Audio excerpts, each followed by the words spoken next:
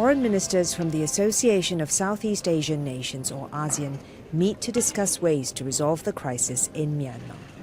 Its military rulers had agreed to a peace plan with other ASEAN member states in April last year to end the unrest the countries faced since they took power in a coup last year. ASEAN has sought to sharpen its approach to the Myanmar crisis during this summit. It will tap past and incoming as well as current ASEAN chiefs in consultations. This to smooth over the problem of continuity that is implicit in the bloc's rotating chairmanship. Analysts say the move to skip Myanmar's turn as chair in 2026 could also hurt its military government.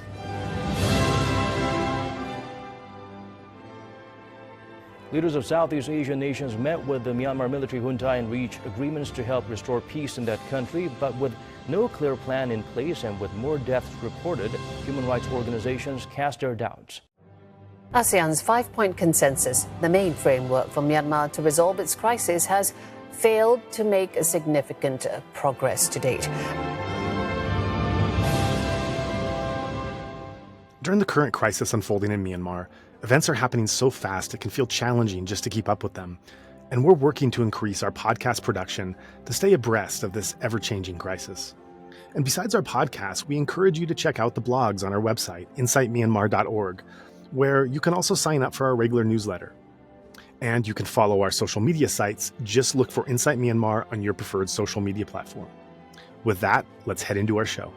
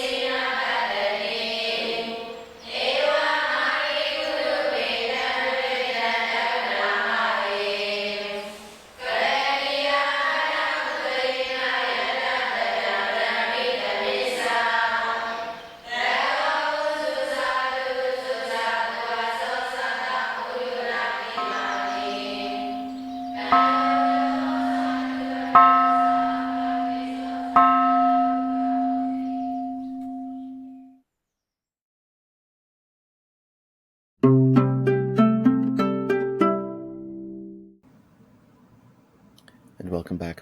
My guest today is Adelina Kamal, and this is a person with so illustrious a career and so expansive a background that I'm afraid that I'm not going to do it justice. Suffice it to say that she has almost unparalleled insight into the nature and the application of humanitarian aid and relief within the ASEAN sphere, and that is what we're going to be discussing today and the political implications behind it.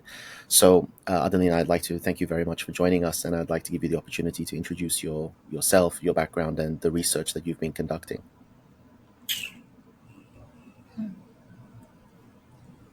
Thank you very much for having me again on this podcast.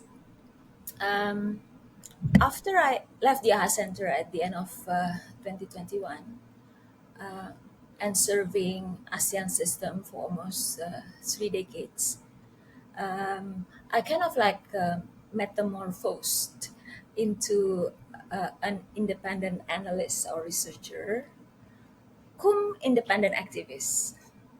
Yeah, and I got this name or title from someone else, from some other people, because I don't know really how to consider myself.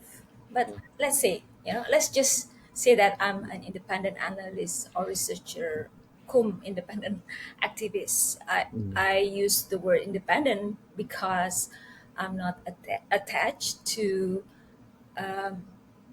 and paid by one particular organization full time, but rather doing several things that I want and I choose to do.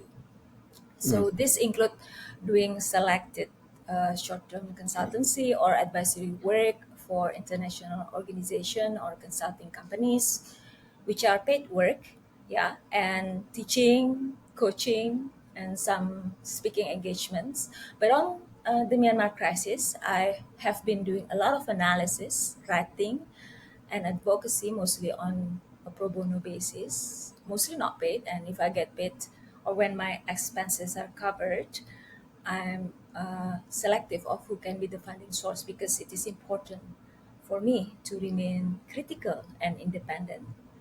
And Myanmar crisis has always been a very sensitive crisis, at least for the ASEAN circle and the ASEAN family. Anyway, um, I I think I have moved from being a thinking practitioner while I was in ASEAN into a practice-based and research-based thinker. You may think that I am being glorious about myself, but I think that's what I bring to the table. Because right now I'm not only producing analysis, you see, I'm also developing those analyses, but using or based on ground observations and talking to the frontliners, talking to those who are delivering aid on the ground, the Myanmar local resistant humanitarians. And I will talk about it later on. Mm. Talking also to diplomats, and then I combine those analysis with my policy and practitioners background. So if you read my article, I always come up with recommendation, not only describing and analyzing the crisis, but also the so what. Yeah, and I think because I do that because in the past I produce not only regional treaties, policy papers, or work plans, working with the diplomats, but I was also an executor. I established regional mechanism. I set up a center called the AHA Center. I work in a sector in ASEAN that is known as one of the very few that have been able to move discussion into a collective actions on the ground. I get my feet dirty on the ground by responding to and leading to catastrophic natural disasters. So definitely, I'm not just an aircon diplomat. So I bring that approach right now. Now being an independent analyst, cum researcher, cum activist, where I produce so far 10 papers, um, and some of them are ASEAN centric, meaning that the papers focus on what ASEAN responds to the Myanmar crisis and what can be done differently, but always using the humanitarian angle because that's my background. And most of these ASEAN centric papers were published either before ASEAN summit or before ASEAN foreign ministers meeting. So definitely I use these papers as the basis for my advocacy. But when I wrote those papers, it was just not using, observation from Zoom meetings or from analyzing what people said, from my aircon study room. But I had the privilege, and again, we can talk about this, of being invited to see how the local resistant humanitarians on the ground have been doing the work, the real work that have, I think, been not seen enough and talked about enough, even at the international level. While some articles are quite ASEAN centric, but there are also articles that are for international audience, for the international community, such as the one that I produced recently for the Humanitarian Practice Network at the ODI, Overseas Development Institute, last April, or for the Deakin University Center for Humanitarian Leadership.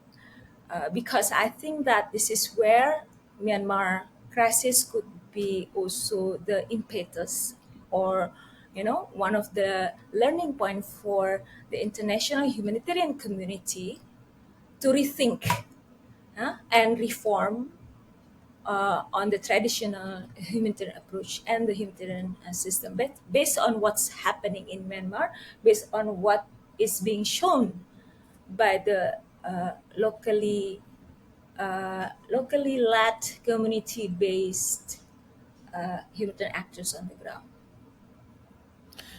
Okay, so just for the benefit of those listeners who have not heard the other interview, you mentioned the AHA Center, and I wonder if you can explain a little bit more detail what the AHA Center is, because this is not the AHA Center is not a sort of small local NGO. Like the AHA Center is a very substantial branch of humanitarian aid distribution within ASEAN. So I think it might be beneficial if you can explain to people what that is.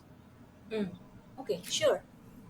So AHA Center has a long name, and it came out of a negotiation, four negotiation sessions. So it stands for the ASEAN Coordinating Center for Humanitarian Assistance on Disaster Management. Such a long name, right? But the original name was actually ASEAN Humanitarian Assistance Center. Yeah, the original name.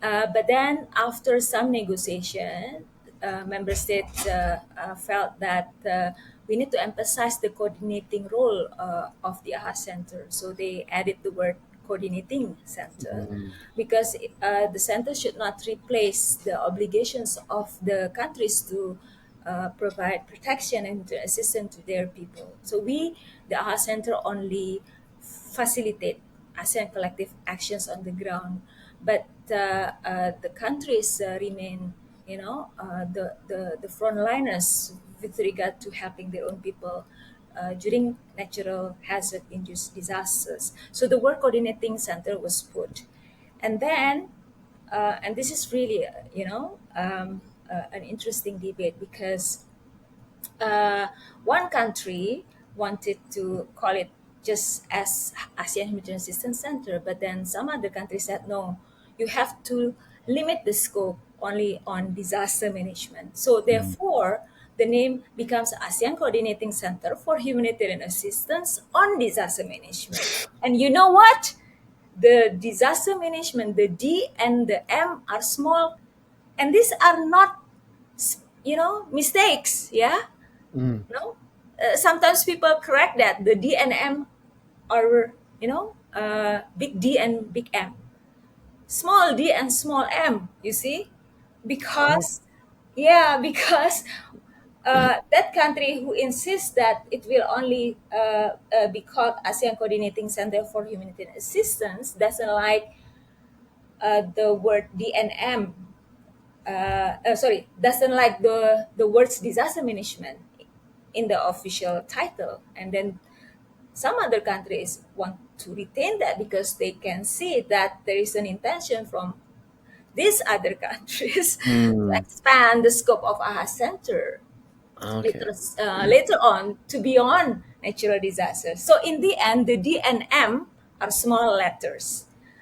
Anyway, It's like a joke, though. Like, so you're saying that even the size of the letter was a compromise between the countries. yeah, and I Oh, think that is the I think that makes it interesting for me as those, because I was with the ASEAN Secretariat. I was one of the drafters, right? And then I had to, like, accommodate. So during the final stage of the negotiation process, the name of the AHA Center was one of the most contentious issue. There's another contentious issue that's the funding, but then it was resolved, right?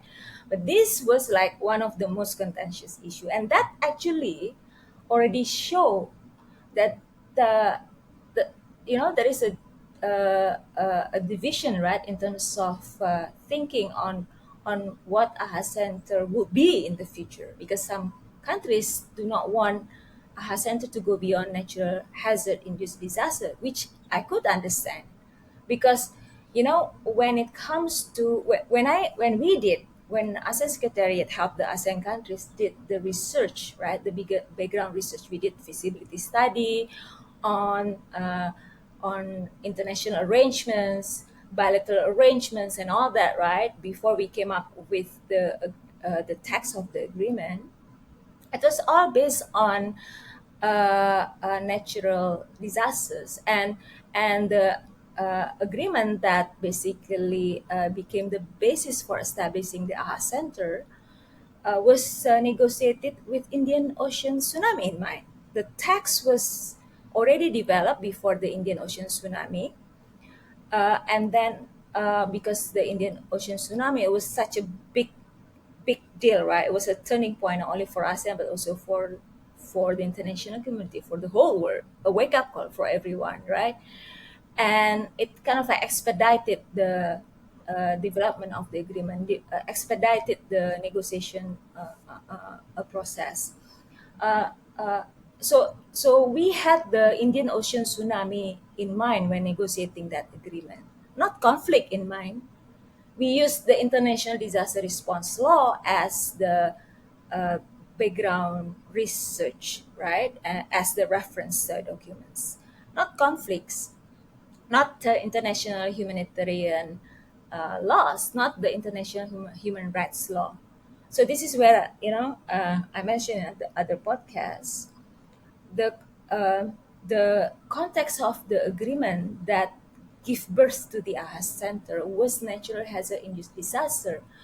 So then I got the chance to established the AHA Center together with the ASEAN countries, and then the first executive director, and then I became the executive director. Naturally, all the standard operating procedure, right, and the tools, the assessment teams, and all that were developed to respond to this kind of natural hazard disasters, and also created with assumption that the government of the affected country, the government of the disaster affected country will be part of the decision making, will be part of the decision to accept the assistance, and will be the one who give consent to the assistance, and will be the one who direct the movement of assistance and the control of assistance inside their territories. See, so that is the context where we work with, um, and therefore, the ASEAN leaders in 2017, when the Rohingya crisis happened, in 2017, right, August 2017, I just assumed my position as the executive director.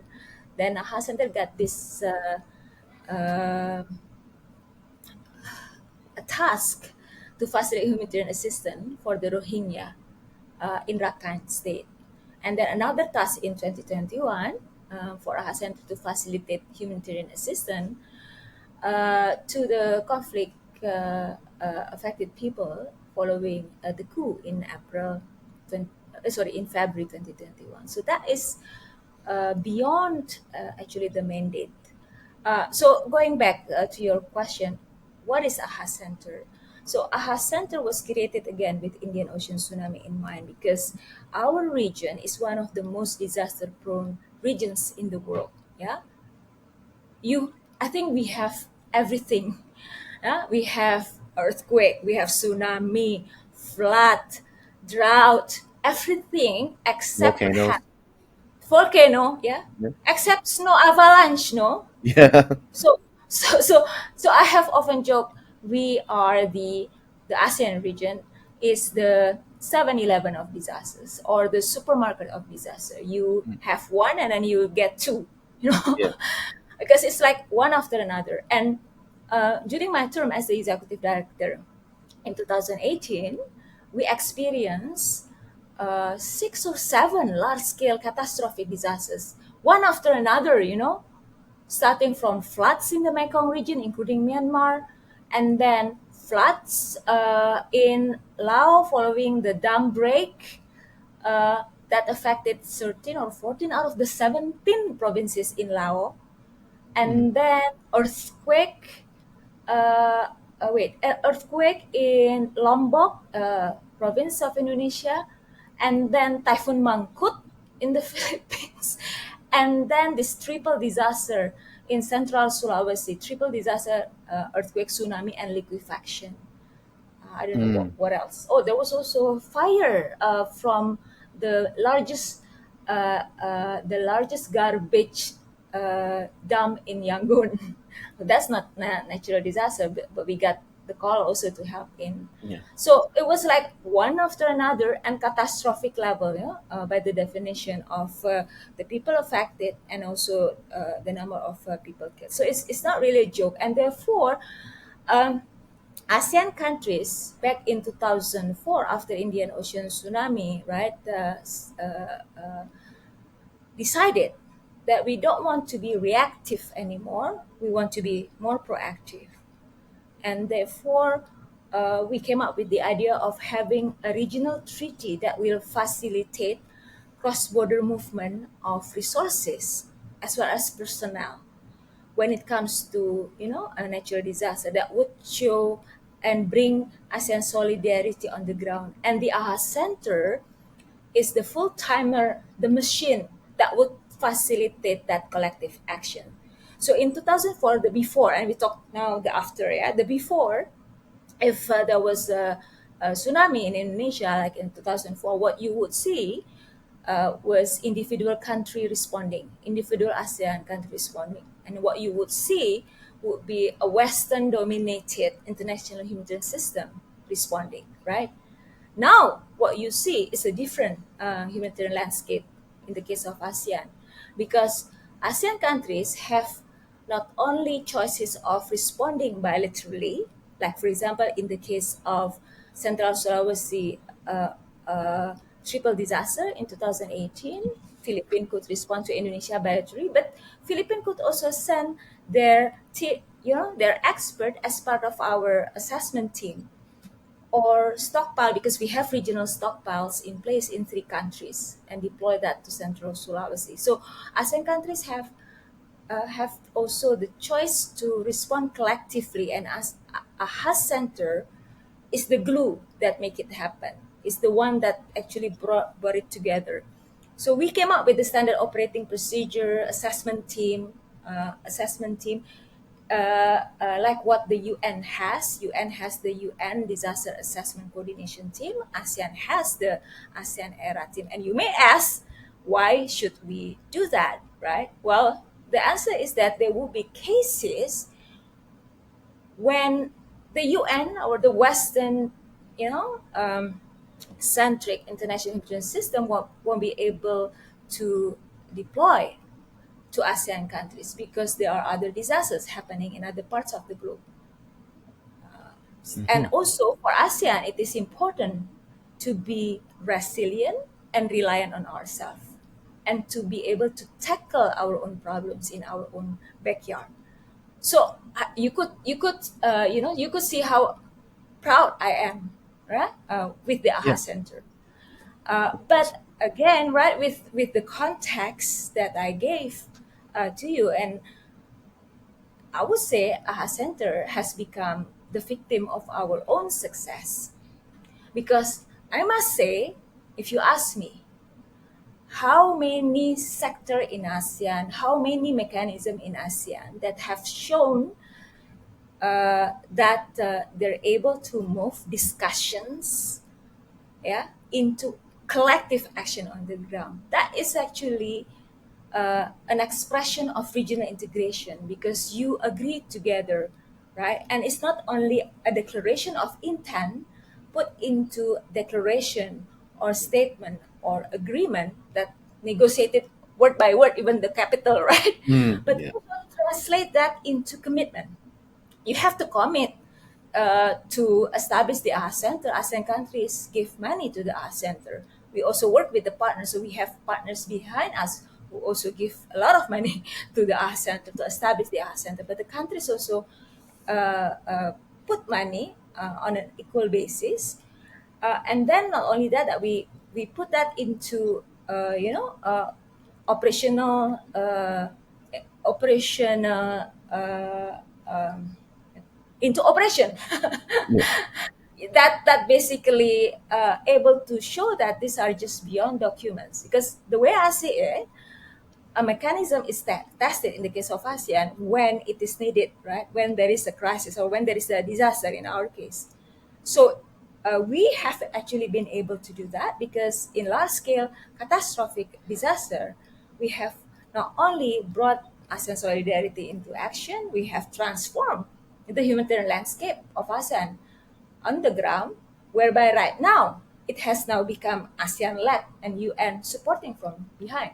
So what happened in Central Sulawesi in 2018 when I was still with the AHA Center, we were at the front supporting Indonesia as the disaster affected country, and the UN behind us supporting, because in ASEAN we believe that it will have to be country first, and that includes the local community. Yeah, that includes the local communities and the local civil society and so on and so forth. And that's why ASEAN is committed to localization. Well, they should be committed to localization. We can talk about it because that is also where I think that ASEAN needs to do more. So the country has to be at the front first, and then the region, right? The regional mechanism support them, and then the international as and when necessary. Yeah, as and when necessary. And what I like about it is that we bring diversity into the picture. It shows that there is such a thing as ASEAN. It challenged the humanitarian system because in the past, and I talk about it in the latest podcast with the humanitarian. Uh, in the past, it was perhaps competition, considered as competition, and then we move to towards coexistence and then collaboration. So yeah, that's the AHA Center, and again, as I said in the on the other podcast with you, I think it has been successful. That seven other regional organizations, including African Union, decided to learn from the AHA Center. Even after I left the AHA Center, I was invited in December 2022. Yeah, December 2022 to talk to the African Union countries about my experience establishing the AHA Center, because the African countries are in the process of establishing the African Humanitarian Agency. They call it also AHA, but I said, well, that word is already taken, and then they Yeah. change it into AHA. But I don't think that it is already up and running. Anyway, so that basically how we have been successful, but success also lead to managing expectation. And because we have been so successful, I think people tend to just use us, no? Yeah. Because after all, in other crises too, humanitarian assistance is always thrown as a solution, but it is not a solution unless we uh, address the underlying cause of the crisis. Absolutely. And so Oh, such a long explanation about AHA Center. it is long, but I think it is important to Okay. to understand the context, because we want to understand, like, Mm. the background that you came from and the perspective of humanitarian aid that you come from is, I think, essential to understanding the perspective that you have now taken on humanitarian aid in the Mm. research that you've done post coup. And this is where it gets very important, because let's just jump straight to the heart of it. In multiple articles that you've published, you seem to be making the fundamental statement that the humanitarian response to the Myanmar crisis is failing the Myanmar people. And I want to understand, how would you frame it? Would you say that the humanitarian response is actually causing harm, or would you say the humanitarian response is simply not doing as much good as it could be doing? Yeah, that's number one. Basically, uh, the first point would be that the international community or the international humanitarian community's response and approach to the Myanmar crisis, uh, the default approach, right, of the international humanitarian community to the crisis has been a mismatch. It fails to understand the context. And these people have been talking about contextual analysis, contextual intelligence,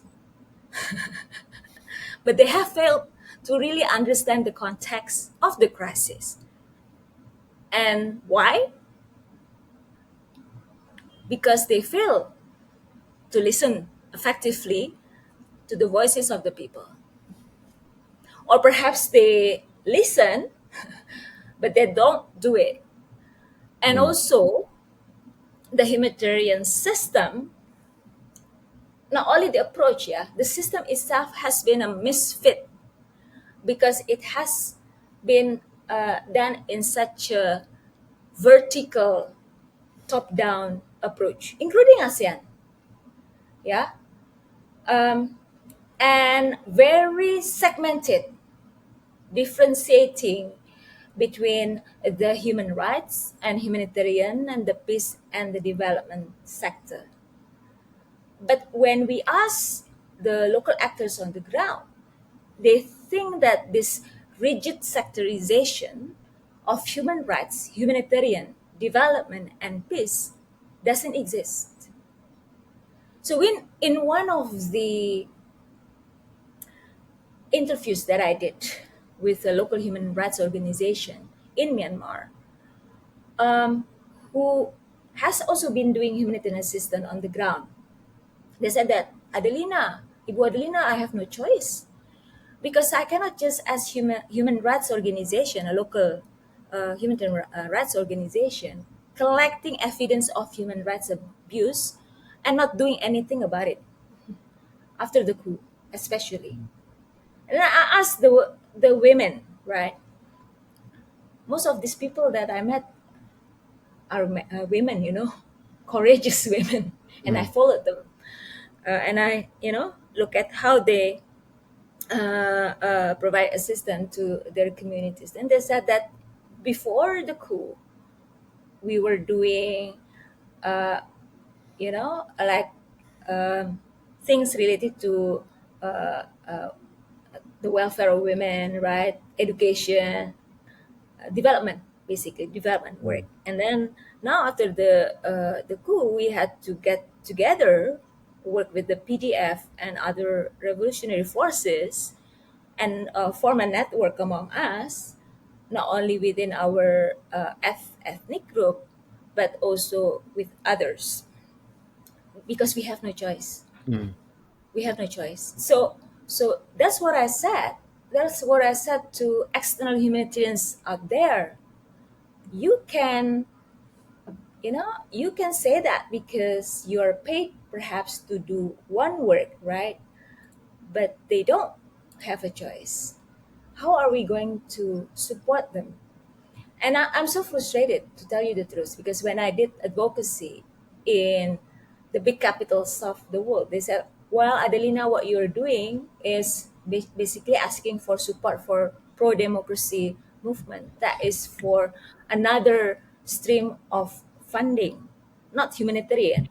When it comes to humanitarian, we have to follow the humanitarian principles of humanity, impartiality, neutrality, and independence. And these people are not neutral. That's also the second point, the common thread line in my study, that you cannot force neutrality on everyone, because neutrality is an exclusive right for external people like us, who can just come and go or just go out of Myanmar when the Sakasa or the military is hunting us down. It's an exclusive right. Yeah? It's not for everyone. So you cannot It's a force the privilege. Dunantis, a privilege. Yeah, privilege for us to choose, but not for everyone. So you cannot force the Dunantis approach, Henry Dunan, these famous humanitarian principles to everyone. Neutrality is not for everyone. And for local actors, those who got affected by the crisis directly, those who are assisting the local communities, right, and people on the ground, they have to take side. They are taking side. So this is where I get drawn into Hugo Slim's article, which he first wrote not long after the coup. And then because he was in 2021, yeah, I listened to him. Like, I knew him before the coup, when he was still with ICRC and I was still with the AHA Center. So I know him before. But I listened to him, and I got attracted. And there's also another article by Kin Omar that, and about neutrality is not for everyone, and also by another lady, Emily Fishbin, right? An American who wrote a lot together with the local actors, and her article also featured in the New Humanitarian.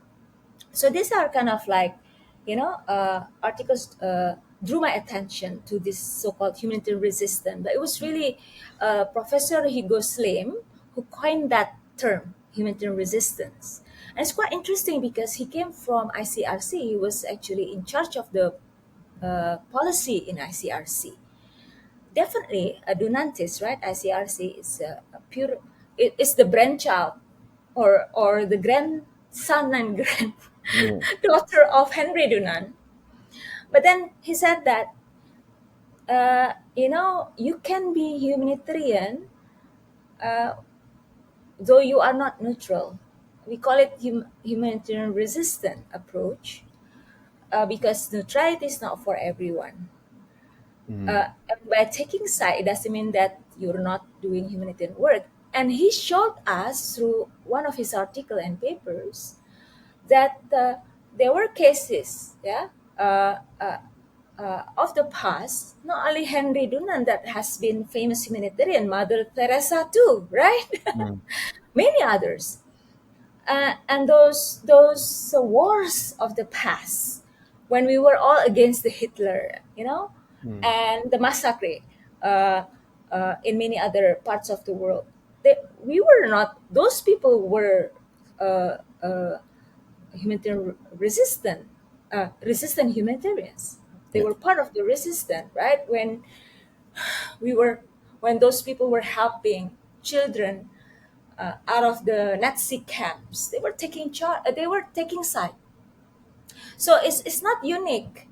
It's not unique. And then I told Professor Hugo Slim, because he he also used this humanitarian resistance concept, and he observed this phenomenon in Ukraine. Yeah. So in some of the webinars, I listened to him and I asked, Prof, I think it will be good that you write more about it and do more comparison about it. So then he came up with that article in the Humanitarian Practice Network, right? And then I also talked to him about it. At the same time, I was also invited by the local actors to go to the field, right? And I went to the Thai-Myanmar border, but I also talked to those operating in the India-Myanmar border. I talked to the frontliners, the women, and all that. And they said that basically the number one principle, Adelina, no junta at all, and we not only junta at all, right? That's their first principle, but also not working with anyone working with the junta, and not receiving money from anyone working with the junta, not receiving money with anyone who got registered with the junta, whatever it is. So it's like a completely disengagement with the junta. Then I listened to Professor Hugo Slim, right, about this humanitarian resistance. I look at the paper and blah blah blah. Aha, Prof, I said, as you said, this is being practiced in Myanmar. This is exactly what I saw on the ground. So, after the field visit in Myanmar, after my consultation with the frontliners, I came up with this paper that I wrote for the HPN and the Humanitarian Practice Network at the ODI. And it got published not long after his paper. Not long after Hugo Slim's paper called Humanitarian Resistance, Its Ethical and Operational Importance. So he referred to the Russia invasion of Ukraine and the return of military dictatorship in Myanmar that have reminded the world of the importance of humanitarian resistance. So he issued that paper, a longer paper of the article that you mentioned, right, in September 2022. And then my article, my paper, that solely focused on Myanmar, called Supporting the People of Myanmar, is about political will that basically talk about humanitarian resistance in Myanmar. And then I got the chance to do advocacy using my paper that I wrote for the ODI, as well as the findings that I gathered from the field to some capitals of the world, including New York, where I got joined by two ladies from Myanmar, Kinomar, the chair of Progressive Voice, and Sese, at that time was leading the WLB, Women's League of Burma. And then Professor Hugo Slim also joined us in some of our meetings with the international community. See, so that's how I got drawn to him, because I told him it's not just it's not just a concept. I saw that on the ground. I got convinced because I tried to like define what it is, and that it is humanitarian work after all. Out of the four humanitarian principles, then I studied further, right? The first two, humanity and impartiality, are the moral compass, right? Humanity, yeah, we don't have to explain humanity. Impartiality, it is based on needs, and you have to treat the wounded soldiers of the enemy, right? You have to you cannot torture the population that are favored by the enemy. You have to also provide assistance to the affected people, regardless of their political association, based on needs. That's impartiality. And then it comes to neutrality. But again, neutrality, I think, has been interpreted wrongly. And neutrality, together with operational independence, the number 3 and number 4, are operational guidance, right? And even the ICRC said so. The first two, humanity and impartiality, are the moral compass. Neutrality and operational independence are operational tools. These are principle used to protect the external humanitarians, the way I see it. So it is okay for ICRC to use that, but it cannot be used by, for example, and this is what I've seen, donors, to say that we cannot support local humanitarians because they are taking side. Yes. So that's the second point, right? About humanitarian resistance, that you cannot force neutrality to everyone, because it can be your privilege, but not the privilege for those who are fighting and helping their own people. Absolutely, and I think this leads on to something that you wrote in one of your articles, supporting the people of Myanmar. It's about political will, which you published in Humanitarian Practice Network, and you made it very simple that there are 4 options that humanitarians can either choose to work with the military, they can choose to work with the resistance, they can choose to work with both, or they can choose to leave the country entirely. And what's fascinating to me is 2 things about this. The first, you make the argument that you strongly advocate, your words, for engagement solely with what you describe as non-state actors, so people who are not recognized as part of the military dictatorship and the government.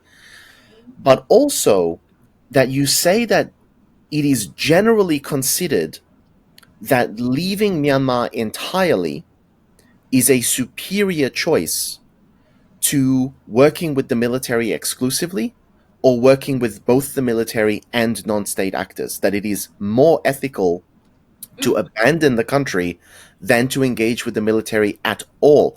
And I'm wondering if you can talk to us a little bit first about that. Like, at what point can a humanitarian, or how does a humanitarian come to this conclusion to say this situation is so bad, the best thing that I can do is to abandon the entire country? How do you come to that conclusion? How do you do that calculation? Well, first of all, I got inspired again by Hugo Slim, who wrote an article, a paper, but it was not published. And he presented these ethical options, ethical and operational options, yeah, for humanitarian INGOs in Myanmar. And then I also had the discussion with these INGOs, including the UN and the donors, as part of my study. And therefore, I came up with these four options. Um, and and I think number four is considered better than number two and three. Number four meaning leaving the country and drop your operation behind is still better and ethical than continue working through the junta, and also then doing both. Yeah, both meaning working through the junta, but also working with the revolutionary forces, with the local humanitarians, because this is where the no harm principle gets in. um, I think I actually mention it um, in the latest paper that I did, but also in this paper, that when you decide to continue and stay engaged in the country, meaning that you invest in something, right? In terms of your time, your work, uh, and everything else. Um, and when you are inside the country and stay engaged and remain engaged, to be inside the country for the sake of staying engaged, but you cannot prove the effectiveness of that decision in terms of how much you are making progress in terms of humanitarian action, to me, the harm is much greater than the benefits and the effectiveness. And that has actually been pointed out by the humanitarian outcomes. Another research that I think I included in one of my recent papers, I think either Beyond the Ecosystem or the second paper for the Humanitarian Practice Network, that it is considered fraught, right, wrong, that you're not able to basically show the effectiveness of your operation. In fact, the UN itself says that they can only provide assistance. Oh no, they say that more than 70%, or I think more than 76% of areas that can be accessed are not controlled by the junta, meaning that they don't have access to that area. So why do you remain engaged? Now I know it's very difficult for the UN, yeah, because they perhaps have to maintain their diplomatic engagement, and perhaps very difficult for the embassies, embassies. So for the embassy, they just decided to downgrade their level of representation, and I think also for the UN, they do the same.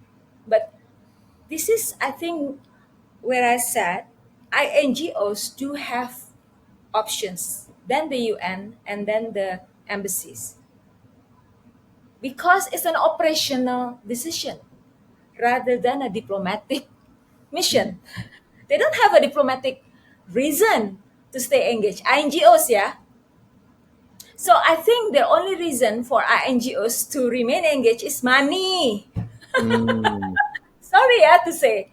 For the UN and the bilateral embassies, they have diplomatic reasons. Like, for example, Indonesian embassy, they decided to prolong the ambassador. I'm not sure whether it's been changed because Indonesia didn't want to present credential to Ming online. Yeah. Right. So yeah, so they play around with this, but they need to have their eyes and ears inside the country. Perhaps UN too, but they can limit their operation, to a minimum. Mm. To me, yeah. Even if you ask me about the UN operation, they can still do that because the UN cannot do anything. Even NGOs cannot do anything if they do not get their local partners, right, to do the delivery of humanitarian assistance on the ground.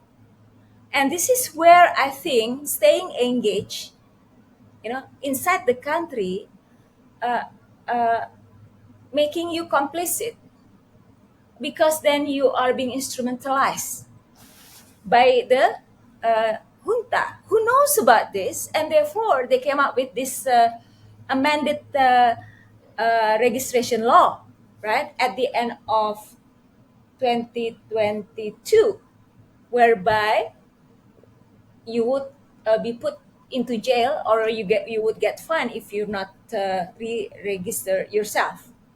And that Mm. actually is extended not only to the NGOs and the UN, but also to the local partners. So that create a divide and conquer rule situation.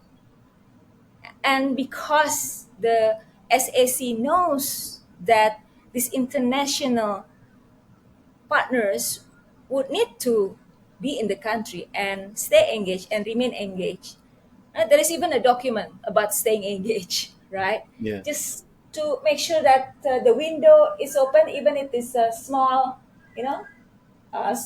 there's a wind, just, little open, but not like lift entirely, so that they know what to do when, the military regime change or the revolution win, or to do something, right, to do something to help the people. They always say, and then they will say, well, we still need to be inside the country because the other 25% need our assistance. Really? I mean, that would uh, that that sounds like that you are indispensable. Come on, they rely on the local partners to do the work. And then not only that, it's even worse.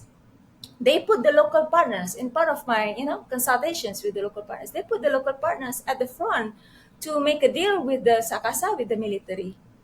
So they basically put the local partners, the local humanitarian partners, as the shield for them to stay engaged. So I have done some briefings for the NGOs, right? I told them, they asked me, and I said, number four, leave the country.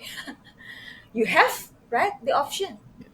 And this approach actually has been taken by some NGOs in other parts of the world when they decide, based on ethical reason, to support. It doesn't mean that you leave the population behind and wash your hand. No, you can still work from Thailand, or from the border, and many actually have done it, right? And they become the intermediary NGOs from the neighboring countries. You can still do that.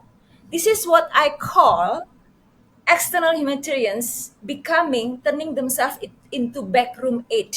You don't have to be the main central actor in the country, like Mm. everything depends on you, on your existence. No, you can support from behind. And you guess what the UN is trying to do with their flagship project. They decided to come up with this so-called area humanitarian country team, which is basically getting the local partners, including those unregistered, to come for their coordination meeting for the sake of coordination, but also at the end of the day, trying to get data out of them. How would you know, okay, we can trust the UN, but there were cases, and these were pointed out to me by local partners, by local actors on the ground, either intentionally or, unintentionally, data got leaked to the Myanmar military, and therefore Well, I told them, oh, Adelina, we cannot leave the country, so we can only do with option number two. We will allow ourselves to be registered, still continue with our present, well, but we will also support the local actors and the humanitarian and the revolutionary, and we will make sure that that we build the firewall, right? How can you ensure that even a large institution like ICRC, I think there was a case, I don't know, in the Middle East, or I forgot, where their data got leaked. It's not because of their fault, right? It was really because it was unintentional. So there was, and the Sakasa, the military, they'll do anything. They'll do anything. There were cases when uh, unintentionally, yeah, perhaps these external humanitarians provide information to the local authorities under the SAC administration, and then after that they came to that settlement, and then some of them got killed. So it's very dangerous, the way I see it, to play with option number two, that is to do both. And then that actually push the local actors into the so-called gray area, which I pointed out in my latest article for the Humanitarian Practice Network that I wrote with Rin Fujimatsu. The gray area, the dilemma, because they don't have the privilege like us, no? Some of them perhaps have to stay inside the country because they have to take care their elderly parents, right?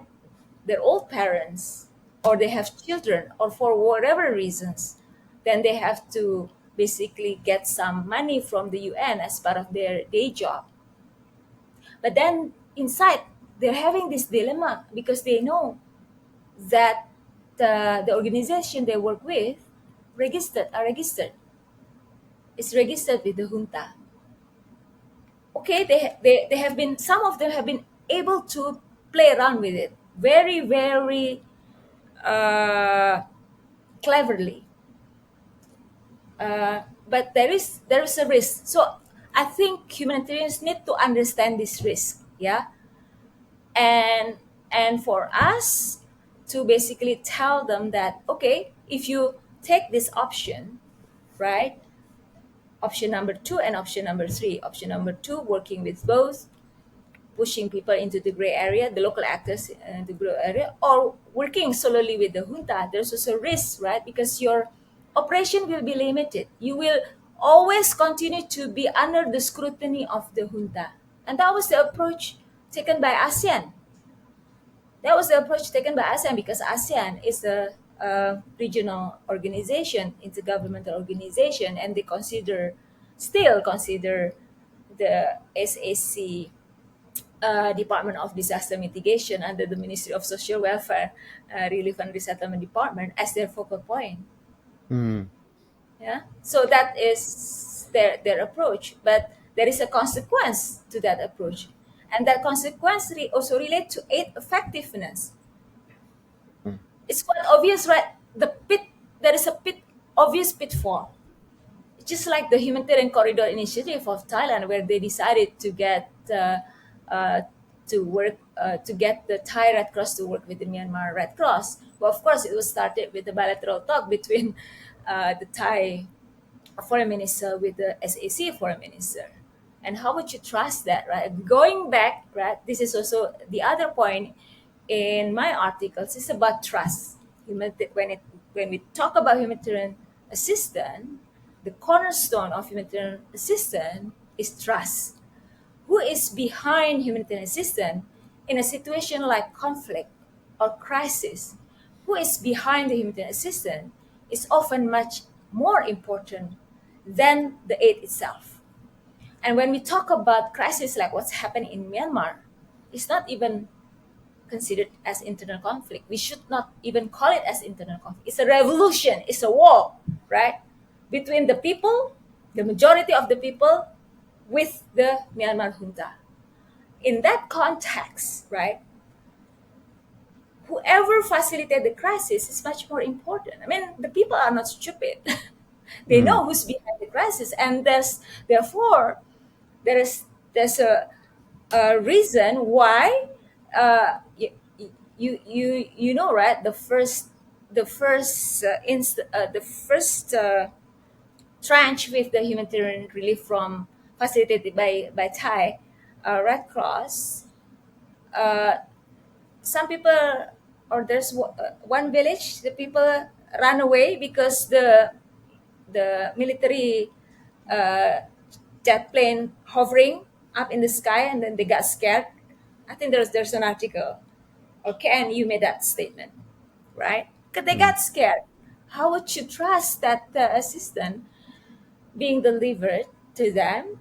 If it originated from the talks between the one that bomb, Yeah. bomb their people. So trust is important, and I think this is where the international community got it wrong,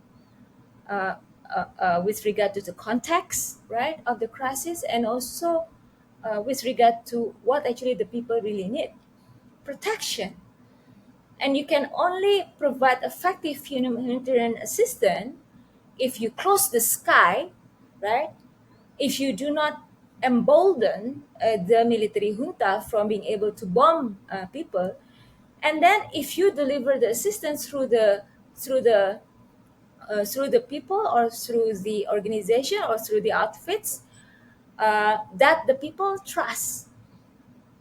So trust is everything in the Myanmar contracts. In the Myanmar context, it's beyond important. I was told by the Myanmar people.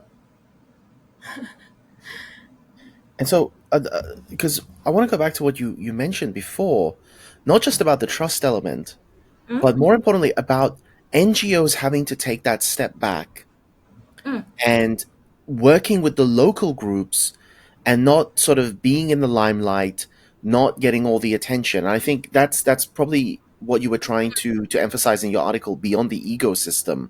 Yes. It's for locally led humanitarian resistance, and I didn't quite get it until you put it into those terms. I now see that. So it almost feels like what you're saying is that there is a deep cultural problem within humanitarian assistance, where especially these large international humanitarian groups not only want to help, but want to be seen as the primary helpers and are unwilling to recognize if they're in a situation where maybe they are not in the best position to help. Maybe they need to let somebody else take the lead. Maybe they need to just give support, give material, give personnel, give money to another group. Is that an accurate representation of the world of humanitarian aid?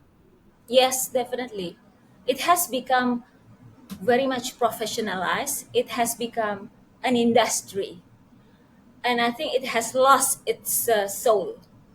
If you ask those who work for the humanitarian sector in the beginning, right, like in the 70s, when these people were really like pure heart missionaries, yeah, Mm, they do good things, right? But right now, humanitarian system is filled not only by the good and light-hearted missionaries, but also mercenaries and misfit. Misfit mm, meaning that they become humanitarian, or they become humanitarian professional when they are not accepted in other sectors. That's a misfit. Mercenaries, they only do it because of money. yeah. What we need more right now is machineries, you know, that is, you do it for the cost.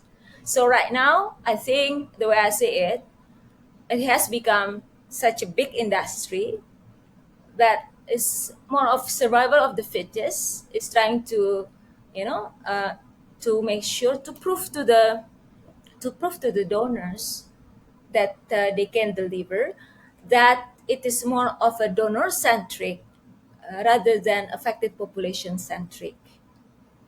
It's not based on the needs of the population, but it is based on what actually the donors want. Now it is shown from actually what the local actors are required to do when it comes to reporting. Yeah, Mm. I mean, this humanitarian system. It is good. There are good things about the humanitarian system. Just like when I say good things about ASEAN, but it has become so transnationalized, internationalized, right? Professionalized, professionalized to the extent that only those who can follow the superior standards created by those superior outfits can get that superior money. Yeah. You talk about the money a lot. I'm Yeah. noticing this. Like, I think this is a very important point because we don't think of there being a lot of money in humanitarian aid. Like, we always hear about humanitarian groups asking for money, needing more money, doing appeals. They advertise on television and radio and social media here, trying to raise money for different causes. So we kind of have this impression of these organizations, even if they are United Nations organizations. We always think of them as underfunded, the staff as being underpaid, and all these sorts of things. But you're saying that there's a lot of money flowing through here, so much so that some people in the humanitarian aid world are motivated by that money. So, what is the disconnect? Where is this money coming from, and who is making the money? The money is coming from the money is coming from the big donors, right? The big donors. So these are who they are, and I think well, perhaps compared to some other sectors, humanitarian aid sector is not that big, perhaps. Yeah, I think it's also, well, I still think that it's a big industry, but also because we are competing with the number of crises around the world. There's so many protected crises, right, around the world, and the needs are greater than what is available. So that's one reason. And then right now, what we have been experiencing is the so-called poly crisis, when there is not only one disaster, right? Like in the case of ASEAN, there's not only natural disasters, but now natural disasters happening within the context of COVID, pandemic, as well as conflict. And there are also other risks that we have to deal with, and not to mention the climate crisis. So the poly crisis. So the money get squeezed because of this uh, uh, world problems that tend to become more complex nowadays. Now, when it comes to Myanmar, Myanmar has been a forgotten crisis, and the UN has actually pointed out that their humanitarian response plan only get funded, a small portion of what they asked for. Uh, but this is where I come to the issue of proportionality.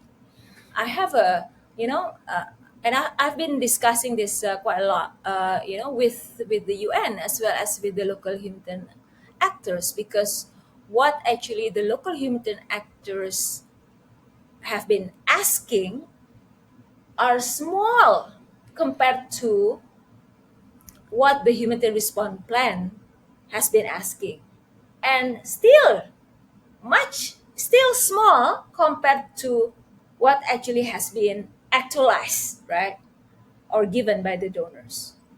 Even so it's a question about proportionality. But when it comes to proportionality, it's also making use of what is available effectively.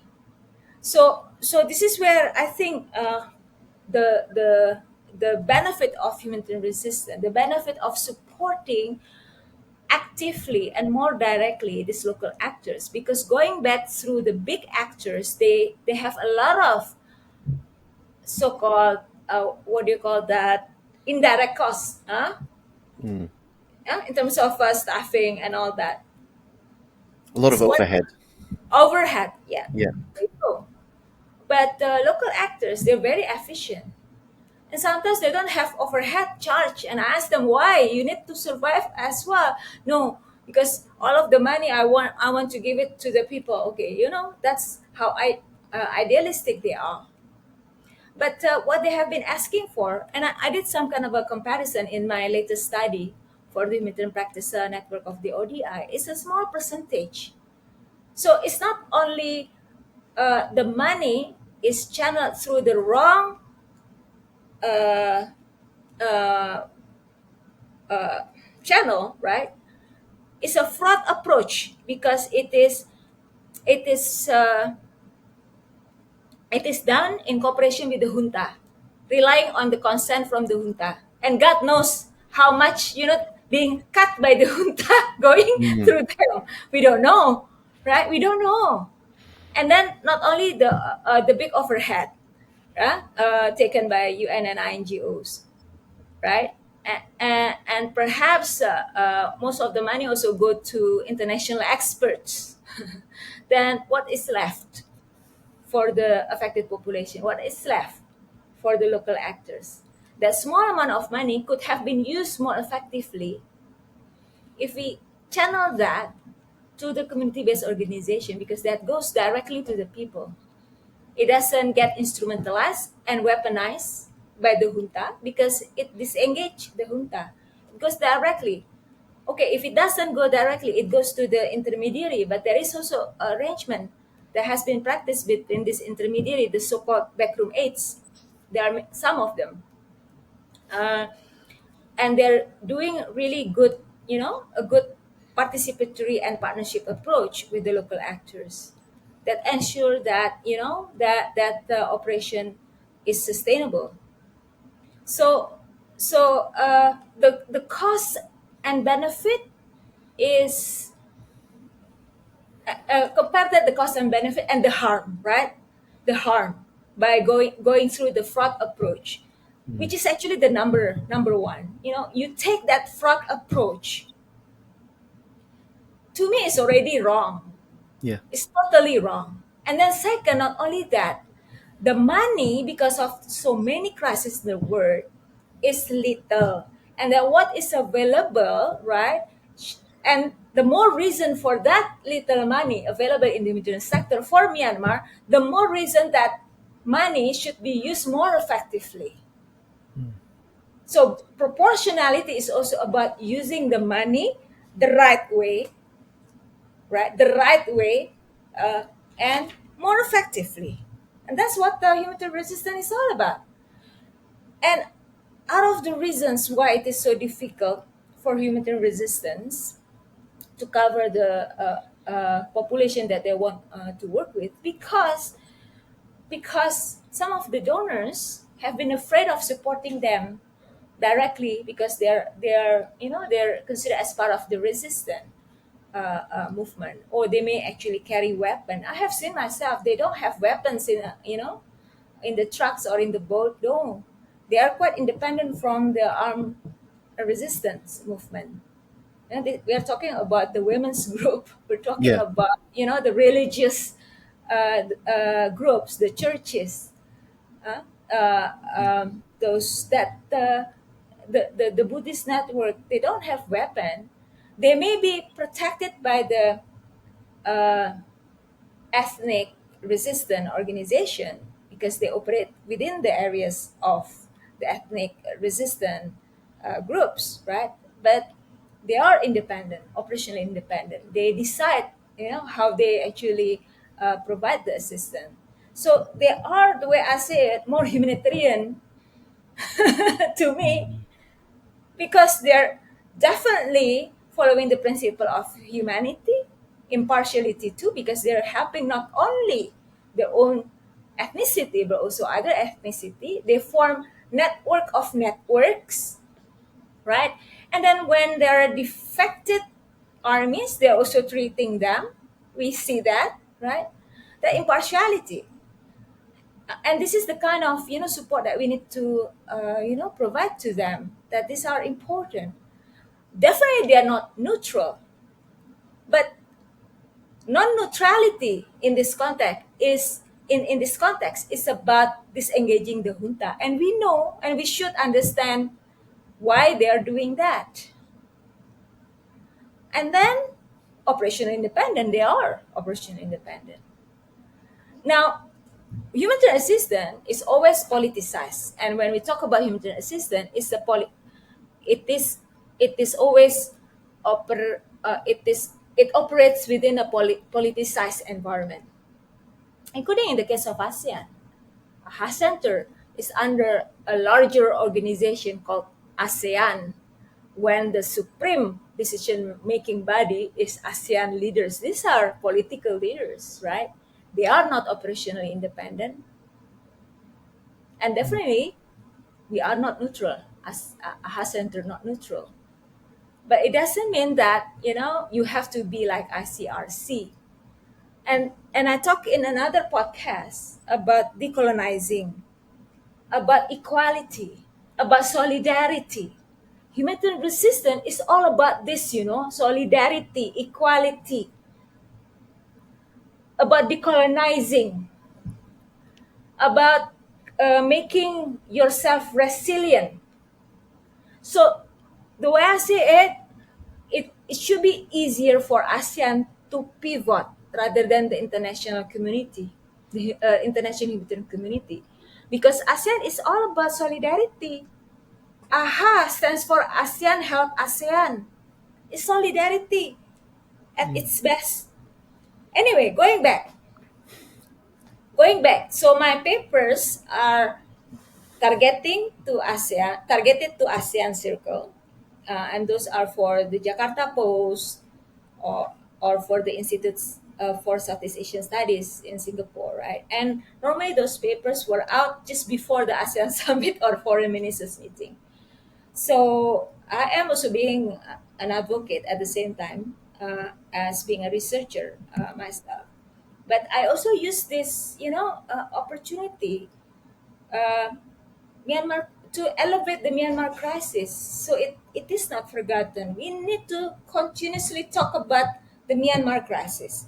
And in my uh, uh, recent study that got published in last April with the Humanitarian Practice Network, I got the chance to compare what's happening in Myanmar with what's happening in Syria, Sudan, and Gaza. We talked to some Syrians following the, did you hear about the earthquake that happened both in Turkey and North Syria? And there is this so-called UN Security Council sanctioned humanitarian corridor initiative, and some countries in the permanent council vetoed that request for extension uh, of that arrangement, and that basically left people dying after the earthquake in Syria, though actually people were, ready to help on the side of Turkey. So we learned that from the case in Syria, the neutrality trap. We learned, Sudan. What's happened in Sudan is also terrible. And what happened is the so-called mutual aid. So mutual aid or resistant humanitarianism is similar. It's about solidarity. It's about helping one another. It's breaking the barriers between the provider and the recipient. Because what is happening in Myanmar, those providing aid are also affected by the crisis, right? But then they also help their fellow, uh, those who are affected by the crisis. So it's not top down. It's not external to internal, which is very, very patronizing the way I see it. Mm. And I think the world has been the world is moving to that direction when it comes to humanitarianism. That you cannot say that there is an aid recipient and there is a donor anymore, because everybody now can be a donor. Diaspora groups are the best source when it comes to cross-border aid, when it comes to supporting the Rohingya in Rakhine. Mm. And I think circling back to what came up before, because the concept of neutrality came up, and I really appreciate that you are able to say that the AHA Center, for example, is not impartial and neutral. It can't be. It can't afford to be. It doesn't have that luxury. And this seems to be something very, very deep to the very fundamental question of humanitarian aid. You know, the principles underlying humanitarian aid might be essentially broken and flawed, because is there any way in your mind to separate aid from politics? Because it seems to me that if the AHA Center is engaging with the SAC equivalent in Myanmar, then they are making a political statement that they recognize the legitimacy of the military regime. If the AHA Center is to say, no, we do not do business with the junta, we will not engage with the military agency, then that also is a political statement. And I could imagine that ASEAN would be very hesitant for one of its major organs to make such a political statement. Is there any way for humanitarian aid, because all humanitarian organizations exist somewhere, they're registered in some country, is there any way to separate it from domestic politics? So I would say that AHA Center is not a humanitarian organization per se. I would say that it's a disaster management organization. Okay. Yeah, because it's for the reason that I mentioned, right? Uh, is to facilitate collective actions on the ground that represent the ASEAN governments, the 10 ASEAN governments, soon to be 11 when Timor-Leste is joining. So it provides the so-called humanitarian assistance, yes, but it's not independent because it is still part of a political organization that is ASEAN, and because it is not independent, it cannot be neutral. And there is a reason why those humanitarian principles are not enshrined in the disaster management agreement. You look at it, there are no statements saying that we adopt the four humanitarian principles. No, because the main reason is to ensure that there is collective actions on the ground, and this is not a bad thing, for reasons I also said before. It's also a way to liberate ourselves, to make ourselves resilient. But when it comes to humanitarian assistance in the context of conflict, right? In the context of conflict or crisis, with the political agenda or political motive charged with a political intention and manipulation and so on and so forth, there is no mechanism in ASEAN that will say AHA Center, you cannot use a disaster management agreement, so you cannot operate, in these circumstances. Let's use the other mechanism. No, what happened was the other way around. ASEAN leaders chose to use AHA Center. So do not blame it on the AHA Center. Do not blame it on the AHA Center. AHA Center was instructed, and I was there a few days before that ASEAN leaders meeting. I told you. I will tell you a secret.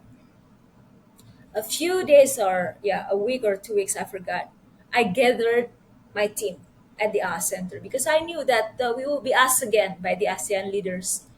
I kind of like anticipate. I didn't dare to ask any of the foreign ministers yet, but I gathered my team, and we were in the COVID period at that time, so we had to go through the, vaccine testing, and all of us were distancing ourselves from each other.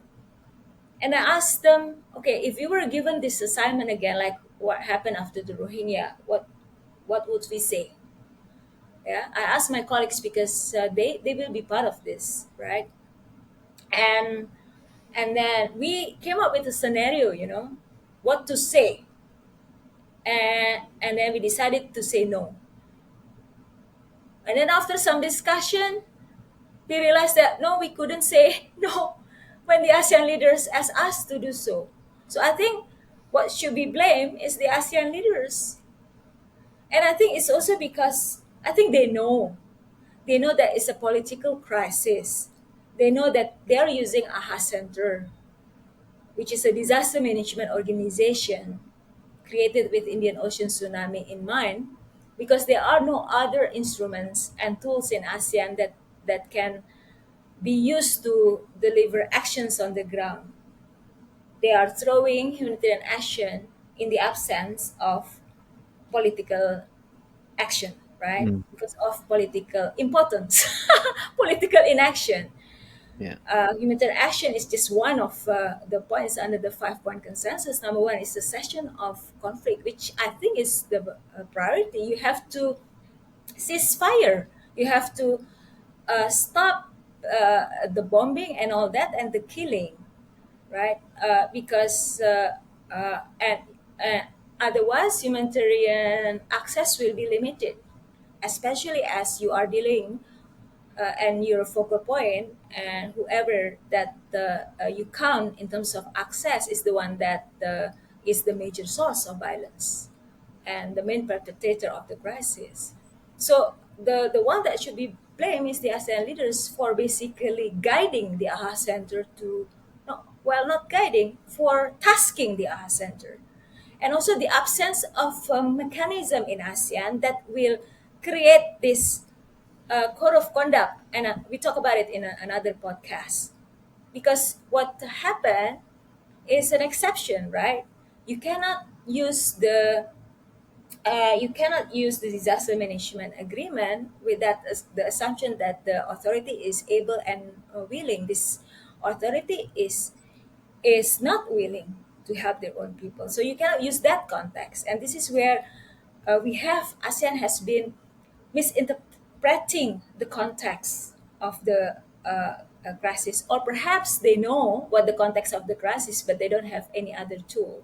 So they use humanitarian assistance to be able to show some progress in the 5 point consensus. Out of the five, what actually shows certain progress?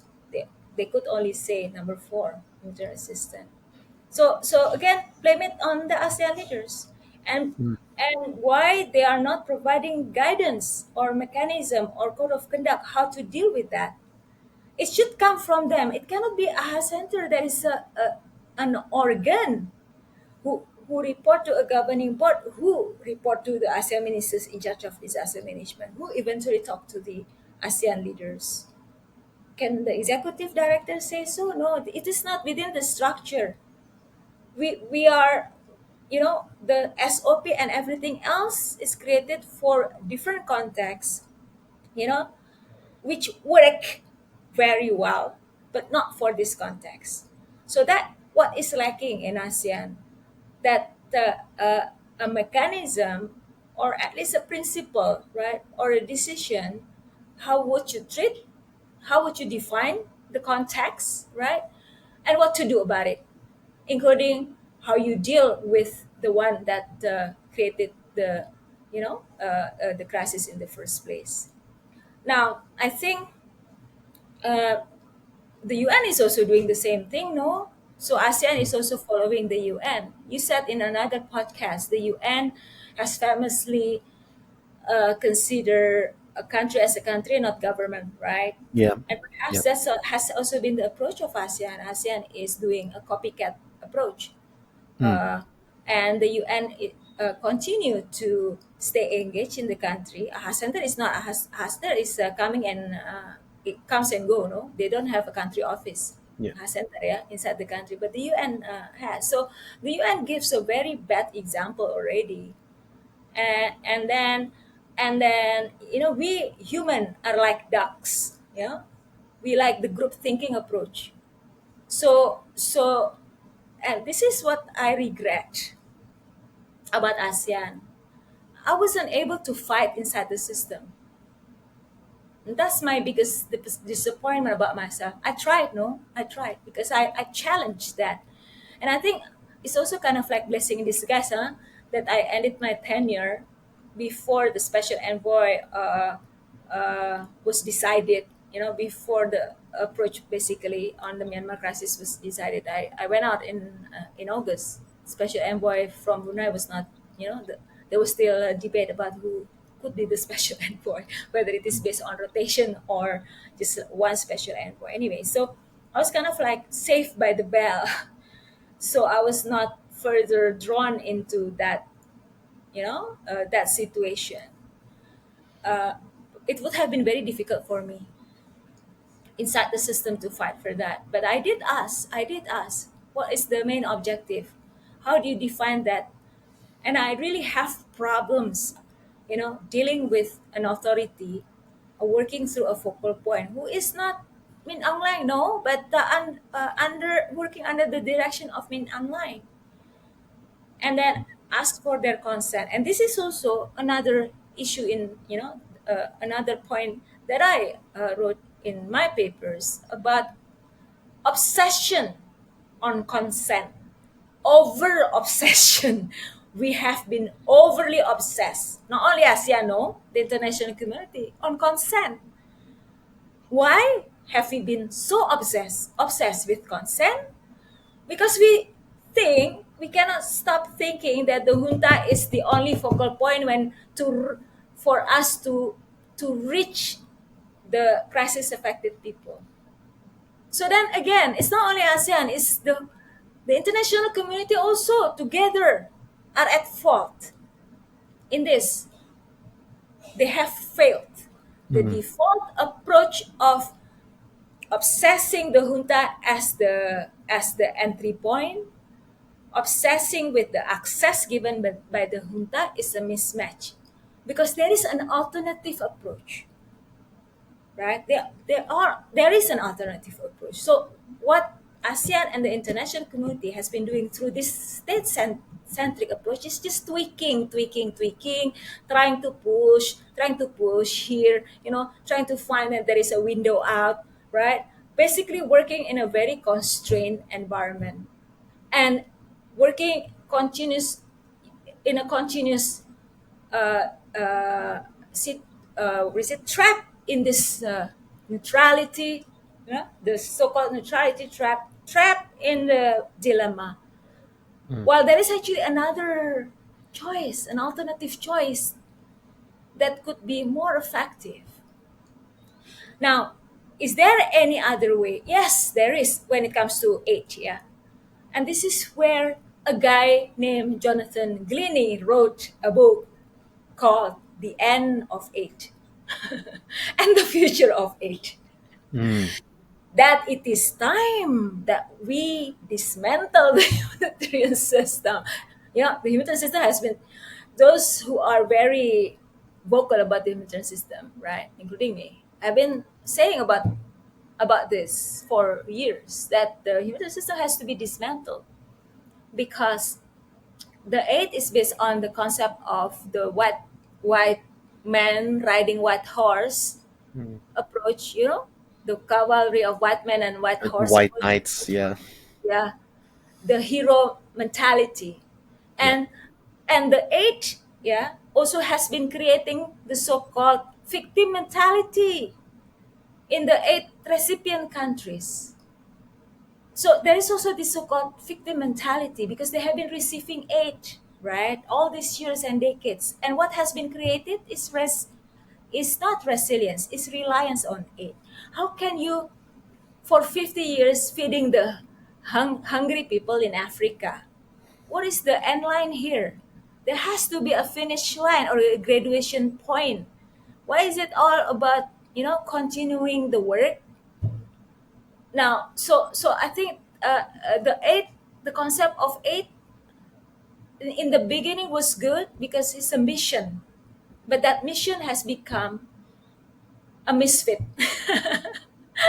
The aid mission of the past has become a misfit because of the situation, because of the disparity created between those receiving aid and those, providing aid.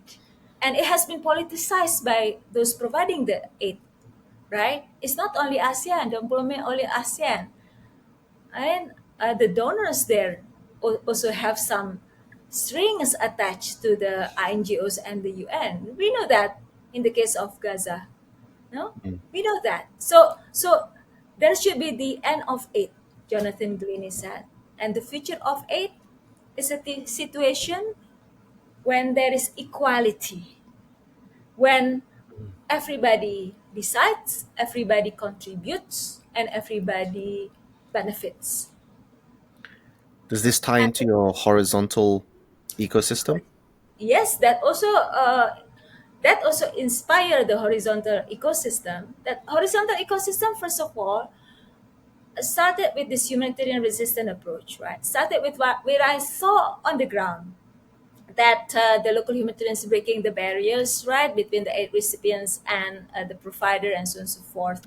But also inspired by the nature of the Spring Revolution itself, which is horizontal, yeah, which is breaking the barrier between the different ethnic groups and religions, because ignited by the Gen Z, supported by the previous uprising and anti-junta movement, moving away from the patriarchal, hierarchical, Myanmar-centric approach to more inclusive approach, right?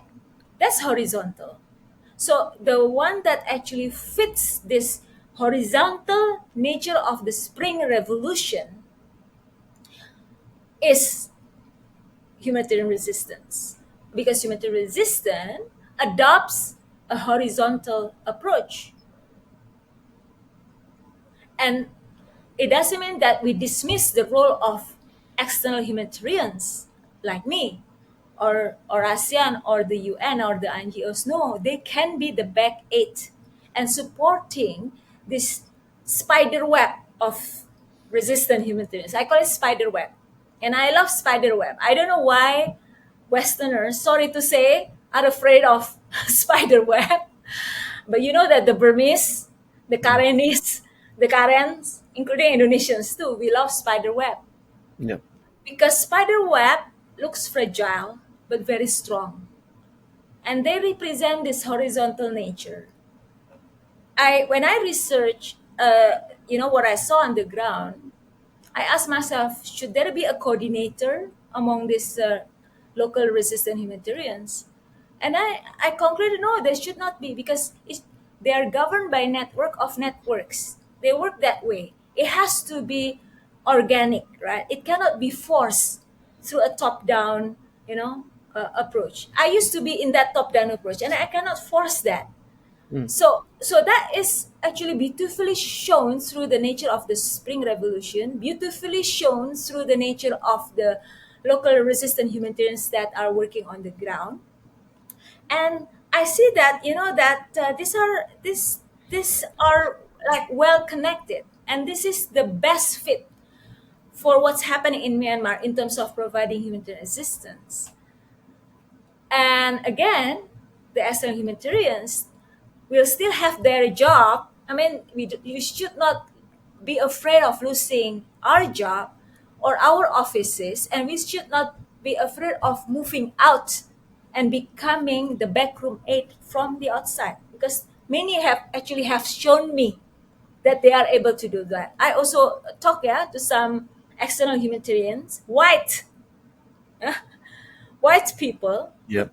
told me that I do that, Adelina, I can. So, it's a bullshit that they said that to you that they can't. I am the living example that we can if we want to. And they're allowed by their parent organization to do so. I respect that.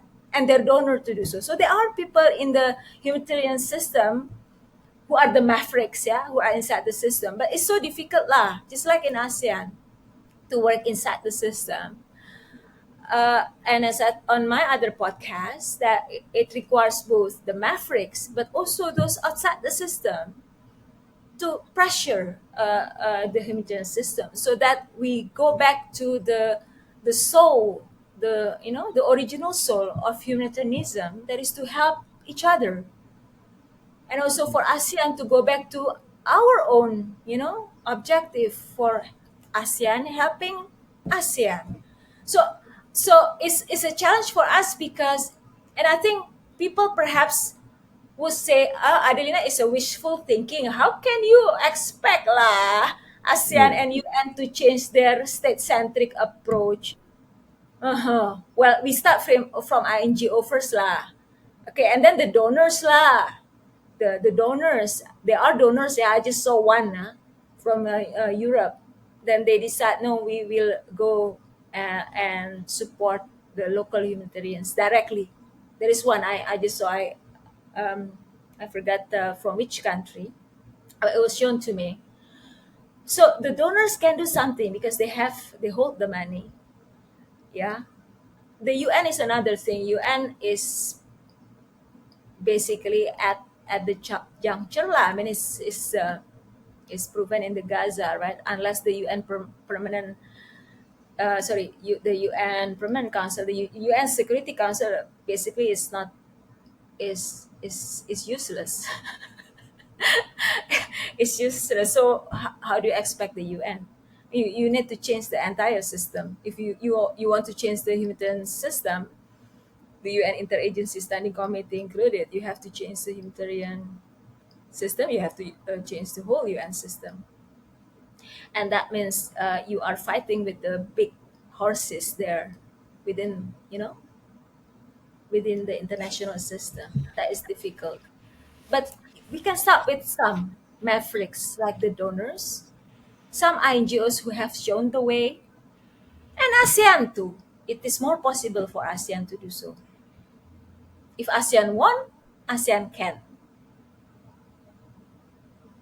I think that's a very, I mean, it's a very powerful statement, but it's also, it raises this question of, but why don't they ever do it? Like, it's not just if ASEAN wants to, ASEAN can. This statement applies to everyone. It applies to the United Nations. It applies to the European Union. It applies to the United States. Everyone is in this position where they could very easily be making a very significant change in Myanmar, but they never do. And that basically translated into only two words: political will. Which, coincidentally, another one of your articles. But Yes. And also what Tom Andrews said, right? yeah, At the end of the day, it's about political will. It's so easy, but the the very good recommendation is an easy recommendation that is hard to implement, right? It's so easy. yeah. You think that it is so easy, but it is hard to implement. That is a very good recommendation. It's political will, basically, at the end of the day. And also, well, it's political will. It's really like the will to push the boundaries, and right now the Myanmar people have to basically show to the world and to also ASEAN too that they are challenging the system. They are challenging the way we do things, the way they do things. So it's there's an article by USIP, USIP, Yep. and I think I mentioned it in my article for the Humanitarian Practice Network. I'm so inspired because this is also what I saw on the ground. That in a way, well, okay, this is my word, yeah, and then I told this to Myanmar students who contacted me, and they contacted me because of my study, and I appreciate that because they said that why are we so neglected by the international community? Yeah? They asked me that question, and I said to them, well, it may be good. It may be good that you are not the darling of international assistance, because you're left alone, then you are forced, to fight for your independence. You are forced to fight for your freedom, and you are forced to become resilient on yourself, and you show to the world that you can, and then the others will follow. So I guess, you know uh, it's sad, but there is this article, just a minute, yeah, okay. So it was Ford and Tinzar Tab 2023. I got it from the USIP, that even compared to resistant movement in other parts of the world, such as in Iran, Syria, and Sudan, the Spring Revolution, you know, is more sustainable, the way they say it, because I think it set an example for others, because it emphasizes the horizontal relation, accentuates social justice inclusive of all members of society, and has spurred a collective effort whereby the people envisage an inclusive future federal democracy and so on and so forth. Yeah, so it's oh, okay, they say that it not only that the spring revolution is unprecedented in the country's history, but also unprecedented even compared to other resistant movement in other parts of the world. So yeah, you can go to that article, which I think is, what I saw on the ground. We are all humbled, right, with what we see. I'm not trying to say also that the Myanmar people are better than those in Sudan and Syria and Afghanistan. No, but I think there are things where Myanmar can show something, right, where other Mm. crises of the world cannot, and that is about the strong will of the people, about the people's power, the people's will, and the people's creativity, as I wrote in my paper. And I think it's not just the question is not whether the Myanmar people are worth more or worth less than the people in Sudan or the people in any other crisis zone. But unfortunately, it seems to be a very real question in the international political sphere. Are the Myanmar people worth as much as white Westerners? Because Ukraine. when Ukraine being a very good Yeah. example, when there is a conflict that affects Europeans or that affects North Americans, it seems that the compassion is very high, the aid money flows, the situation is taken very seriously. Okay, we can say Russia is a traditional enemy, we can say it's an international war, we can point to these differences, but the difference in scale of funding and the openness to give lethal aid in the case of Ukraine, it shows a staggering contrast. It goes back to what you were saying just before when you were saying, well, if they wanted to, they could. I think the international, and by international I mean Western international response to Ukraine shows that if they wanted to help Myanmar, they wanted to help Sudan, they wanted to help in Tigray, or they wanted to help in any of these areas, they could do it. With even 1% of what they gave to Ukraine, they could make enormous impacts and save many lives. But as you say, the political will is not there. I don't think the question is whether Myanmar people are worth less or more than Yeah. Africans or Asians, but are they worth less than Europeans? This actually seems to be a serious question in international politics. Well, actually, what happened is, in terms of the support for Ukraine, which shows their solid. It seems like it shows solidarity more to the Ukrainian and the white people there, right? Um, to me, the Western government support to the Myanmar people, it's more of a token, because after all, aid is a political tool. Why do you think that the Western government are supporting Ukrainian more than the Myanmar people? Because of Russia. I'm not going into that, political debate. Yeah. Yeah, That's dangerous. that's not my background also, no. But it Tom Andrews has summed it up quite well. I mean, he has suggested at the end of the day, it's about political will. It's such a simple, word, political will, and Mm. that political will can be translated into action. For example, okay, I mean, he mentioned in one of his briefings to the UN that, okay, if the UN Security Council cannot be relied on to do collective sanctions on Myanmar, then perhaps there should be this coalition of willing countries, coalition of the willing, right? Who would collectively uh, uh, put on sanctions on Myanmar, and somewhat not only sanctions but also other punitive measures collectively. Have you seen that? it requires you know a, a coalition of the willing consisting of countries. Now when I went to New York, there are countries who want to start with this move, I think, right? uh, there are countries. It's not that some countries are not thinking about it, but I think the push, I don't know why the push on Myanmar is not that great. Now we see on Gaza who has uh, what do you call that? Cut the ties with the Israel, Colombia recently, right? And I think Irish also, stood up. And then we also see the people's movement, right? So that that represent, right, that actually show that is at the end of the day when it comes to intergovernmental forum like the UN, it's about political will.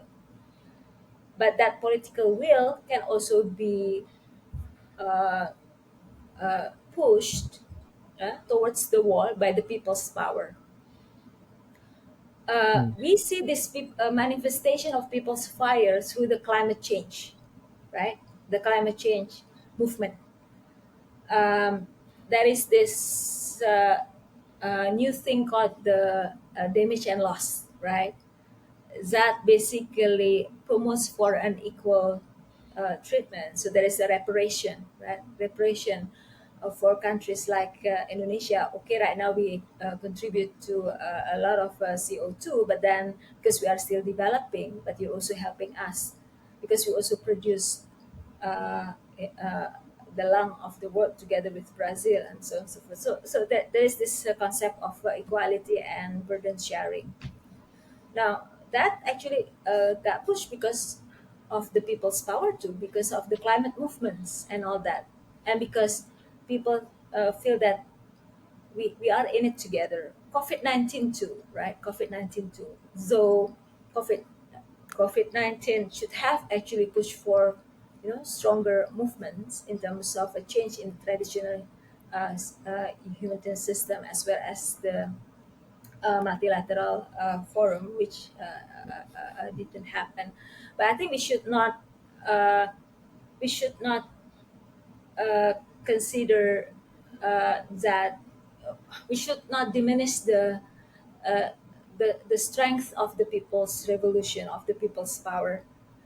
We have seen it in Myanmar, right, through the Spring Revolution, and I think we need to duplicate that and multiply that.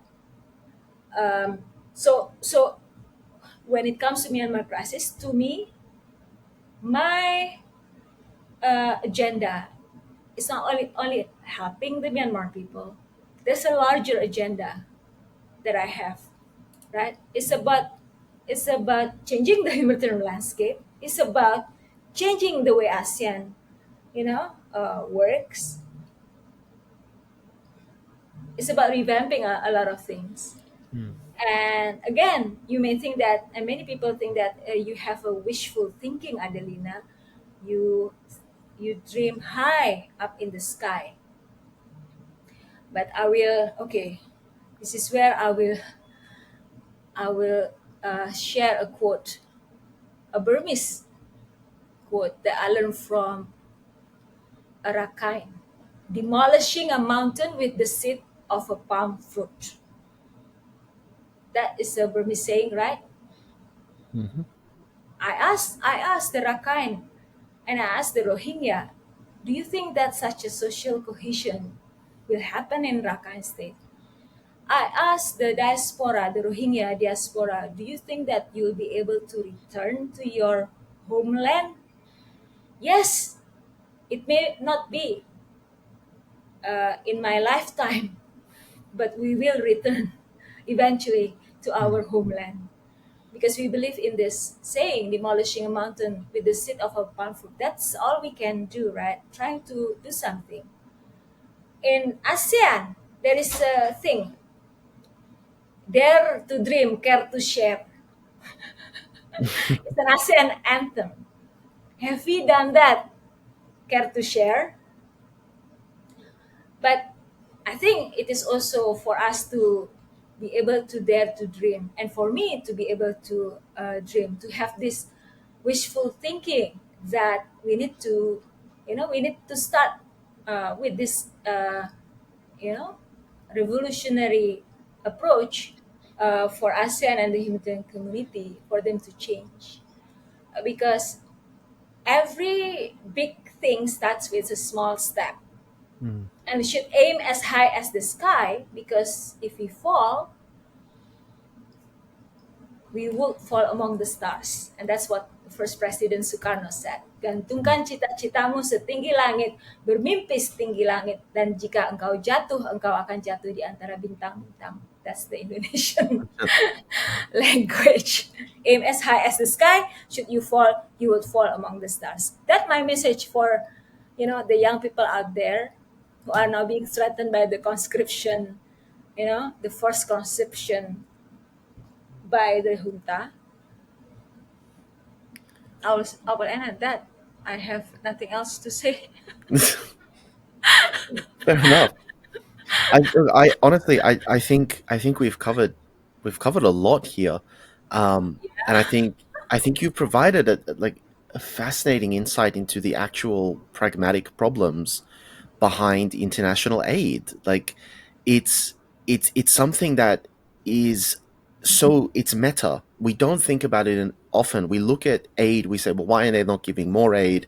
How can we give more aid? How can we be more efficient with the aid?